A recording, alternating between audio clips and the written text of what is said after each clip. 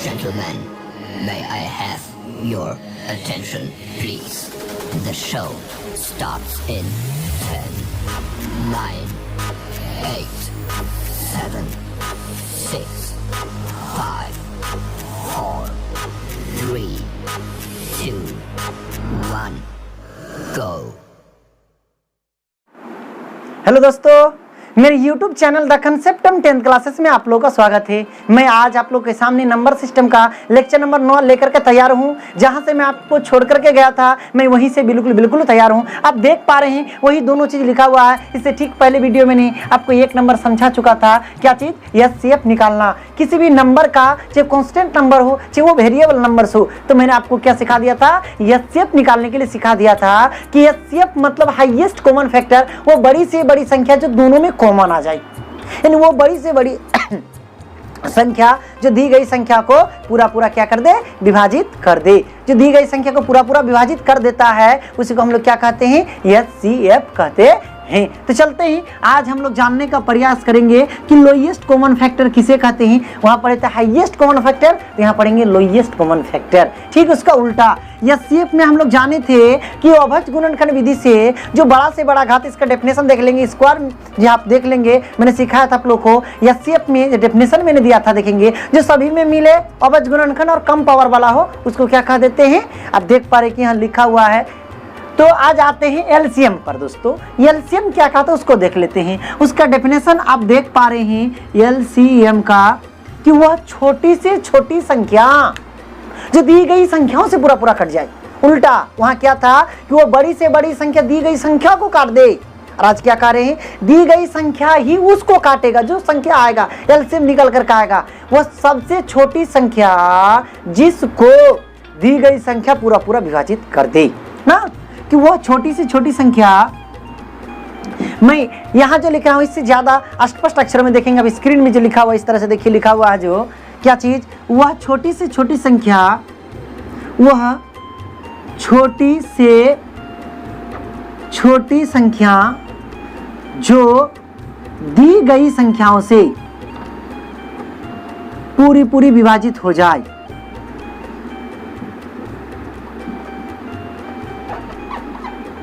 विभाजित हो जाए उसे क्या कह देंगे बंधु? उसे LCM कह देंगे। बहुत आसान से क्योंकि उदाहरण लेते हैं, एक दो एग्जांपल लेते हैं, तब हम लोग अच्छी तरह समझ जाएंगे आखिर क्या कहना चाह रहा डेफिनेशन।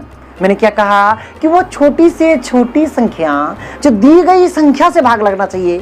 तो जरा सोचिए, यहाँ लिखा हुआ है 4 और यहाँ लिखा हुआ 8। वो सबसे छोटा संख्या खोजिए जो कि 4 से भी भाग लग जाए और 8 से भी भाग लग जाए। तो 4 और 8 से कटने वाला नंबर जो शुरू होता है कहां से? तो आप देखेंगे 16 से। 16 कट जाएगा, उसके बाद 24 कट जाएगा, उसके बाद 32 कट जाएगा। देखिए उसके बाद कौन कट जाएगा? 8 कट जाएगा। देखिए 4 दूगुने 8, 8 एक कम 8। इन सभी संख्या में सबसे छोटा संख्या को कौन सा नजर आ रहा?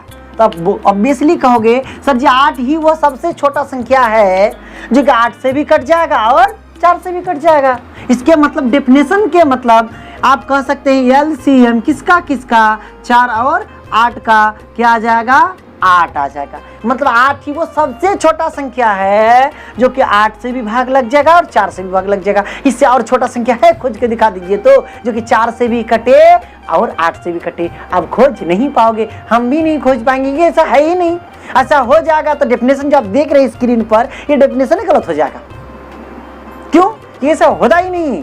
तो बंधुओं आते ही अगला उदाहरण पर उसको अब कैसे निकाला जाए। तो LCM जो ज्ञात करते हैं ये भाग विधि द्वारा नहीं, LCM हम लोग हमेशा ज्ञात करते किसके द्वारा? गुणनखंड विधि द्वारा। कौन विधि द्वारा? एक बार कह दीजिए। गुणनखंड विधि द्वारा हम लोग हमेशा क्या ज्ञात करते हैं? LCM ज्ञात करने का प्रयास करते हैं। तो बंधुओं देखते हैं, इत्मीनान से देखते हैं और आराम से समझते हैं तो गुणनखंड विधि से आखिर कैसे LCM निकाला जाता है। जैसे वहां पर मैंने आपको कहा था सभी में मिले और कम पावर वाला। मैं यहाँ पर क्या कह रहा हूँ? सभी में मिले और अधिक पावर वाला, और जो नहीं भी मिले उसको भी गुना करना पड़ेगा। उसके क्या चीज? LCM निकालने के लिए। जैसे आपको कह दिया क्या चीज? 18 और 24 का एलसीएम ज्ञात करें। कितना कितना का? 18 और 24 का। तो 18 और 24 को पहले तोड़ते फिर जोड़ेंगे। तो 18 को तोड़िएगा आप लोग, इत्मीनान से तोड़िएगा तो क्या क्या आएगा? 2 से कट जाएगा 9, 3 से कट जाएगा 3, फिर 24 को तोड़िए तो 2 से कट जाएगा 12, फिर 2 से कट जाएगा 6, फिर 2 से कट जाएगा 3। देख पा रहे हैं ना आप लोग? तो आप लोग क्या लिखेंगे? इसलिए 18 बराबर 2 एक बार, 3 है 2 बार। उसका देखेंगे 24 बराबर 2 है आपका 3 बार और 3 है आपका 1 बार। देख रहे हैं ना?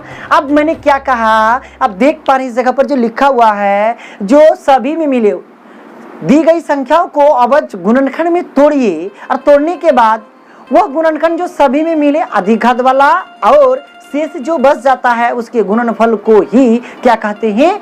एलसीएम कहते हैं। तो देखते हैं डेफिनेशन के आधार पर ही बहुत आसान तरीका से हम लोग समझते हैं। इसलिए एलसीएम किसका किसका?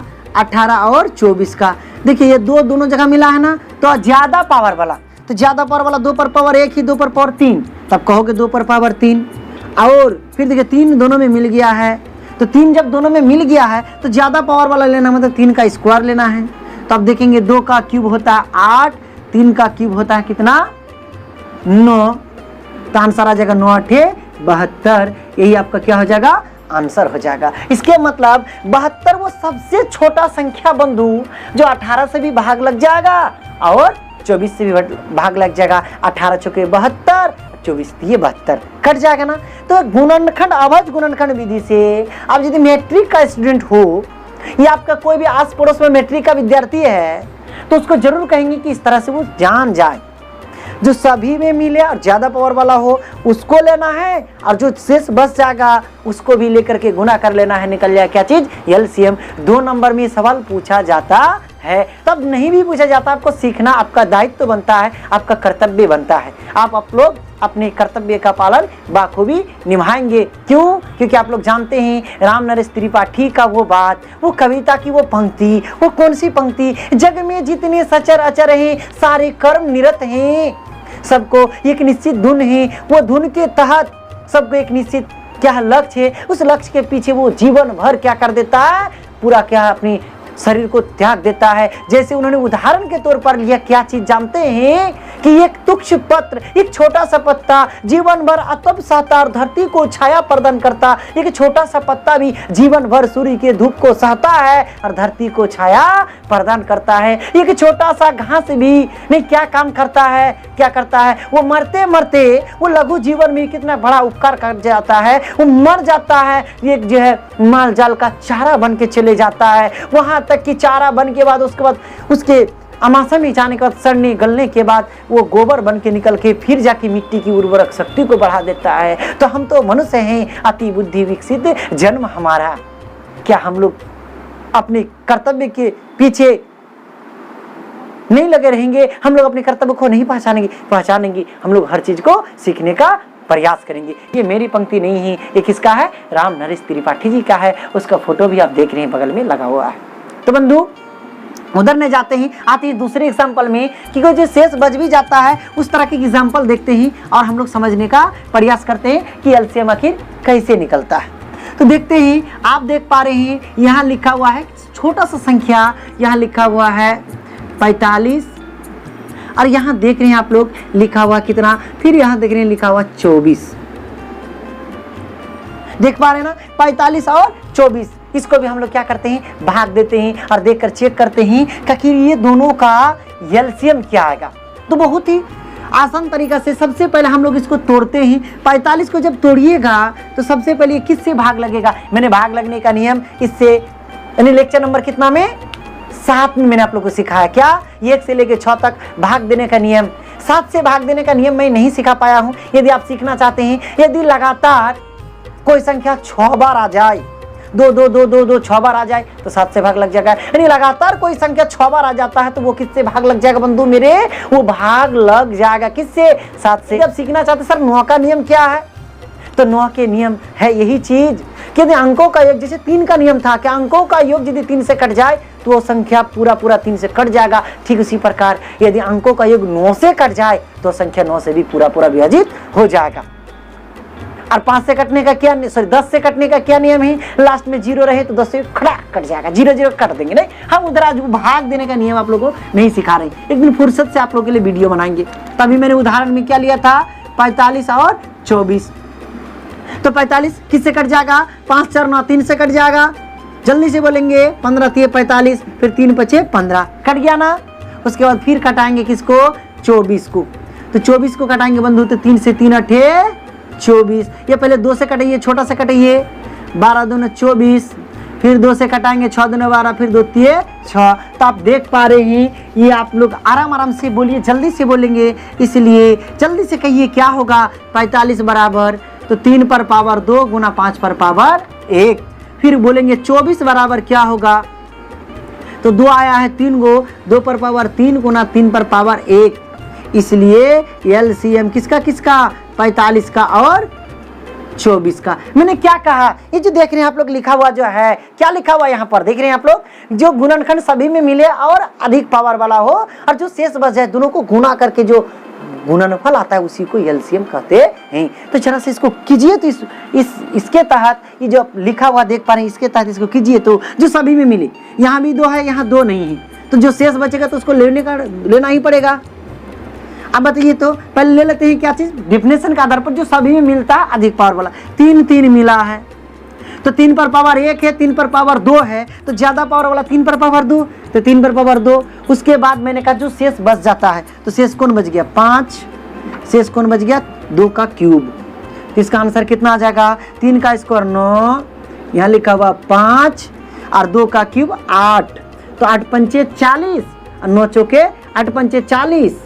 और यहाँ कितना है, जल्दी से बोलिए 9, तो 9 चौके 36 यानी 360। अब तो आप इस तरह का क्वेश्चन तो आराम से बना सकते हैं ना जी। तो आप देख पा रहे हैं कि 45 और 24 का जो एलसीएम आया कितना आ गया, 360 आ गया।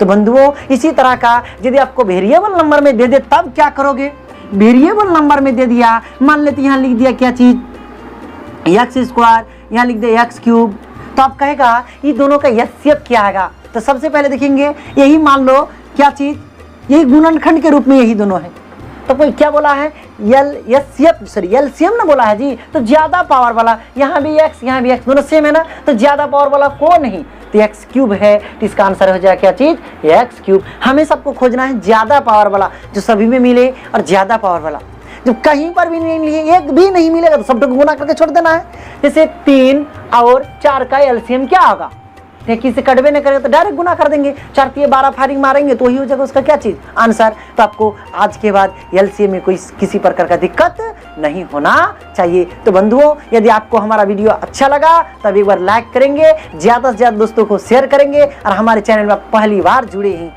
तो चैनल को सब्सक्राइब करके बेल आइकन को जरूर दबा दे, ताकि मैं जो भी नोटिफिकेशन डालूं आप तक तुरंत पहुंच जाए। धन्यवाद।